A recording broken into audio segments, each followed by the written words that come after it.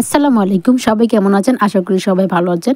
আজকে হচ্ছে গিয়ে সকাল সকাল চলে আসলাম কুমড়া গাছের কাছে। মা বলেছে কয়টা নিচু কুমড়া শাক নিতে।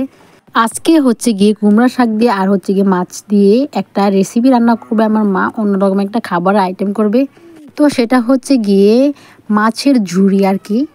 তো হচ্ছে গিয়ে এখান থেকে আমি একদম নচি দেখে আর কি শাক নিয়েছি। আর এদিক দিয়ে দেখেন কি সুন্দর একটা কুমড়ার ফুল ফুটে আছে। তো এই কুমড়ার ফুল কিন্তু ডিম দিয়ে ভাজলে অনেক ভালো লাগে। গরম গরম ভাত দিয়ে তো সেই মজা। আমি একবার খেয়েছি, খেয়ে অনেক মজা পেয়েছি, তো ভাবলাম আবারও খাবো। এদিক দিয়ে দেখতে পাচ্ছেন কত বড় একটা কুমড়া হয়ে আছে আমাদের গাছে।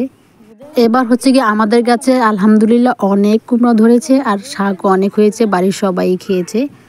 আর এদিক দিয়ে হচ্ছে মা আর কি মাছ জাল দিতেছে। এই মাছ দিয়ে আর কি রান্না করবে সেই ঝুড়ি, মাছের ঝুড়ি বলে। তো হচ্ছে কি প্রথমে হলুদ লবণ দিয়ে মাছগুলো ভালো করে জাল দিয়ে নিচ্ছে। জাল দেওয়া হয়ে গেলে আর কি মাছগুলো থেকে কাঁটাটা আলাদা করবে। আর এদিক দিয়ে হচ্ছে মা একদম কুচি করে শাকগুলো কেটে নিচ্ছে।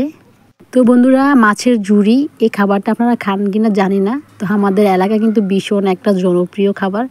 তো এই যে দেখতে পাচ্ছেন মা এখন কাঁটাগুলো মাছ থেকে আলাদা করে ফেলতেছে। আর হচ্ছে কি এই ঝুড়ি করতে হলে অবশ্যই কাঁটাগুলো আলাদা করে ফেলতে হবে, নয়তো খাওয়া যাবে না।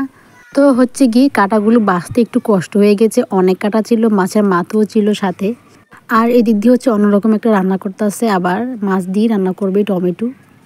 তো বন্ধুরা, মায়ের হাতে যে তরকারি হোক না কেন, যে খাবারই হোক না কেন, রান্না খেতে কিন্তু ভীষণ ভালো লাগে। পৃথিবীর যে প্রান্তে যাই না কেন, যতই খাবার খাই না কেন, মায়ের হাতের খাবারের মতো একদমই স্বাদ পাওয়া যায় না। আর সবচেয়ে বেশি ভালো লাগে মা খাইয়ে দিলে। আর এদিক দিয়ে দেখতেই পাচ্ছেন আমার মা প্রথমেই আর কি তেলটা গরম করে সাথে পেঁয়াজ কুচি দিয়ে দিয়েছে আর দিয়ে দিয়েছে আদা রসুন বাটা। এগুলো এখন তেলের সাথে ভালো করে ভেজে নিচ্ছে, দেখতে পাচ্ছেন। মশলাগুলো হয়ে আসলে এর মধ্যে দিয়ে দিচ্ছে হলুদের গুঁড়া আর হচ্ছে গিয়ে মরিচের গুঁড়া। হলুদ আর মরিচ দিয়ে এখন একটু ভালো করে নেড়ে দিচ্ছে আর দিয়ে দিচ্ছে পানি, যাতে নিচে দিয়ে না লেগে যায়।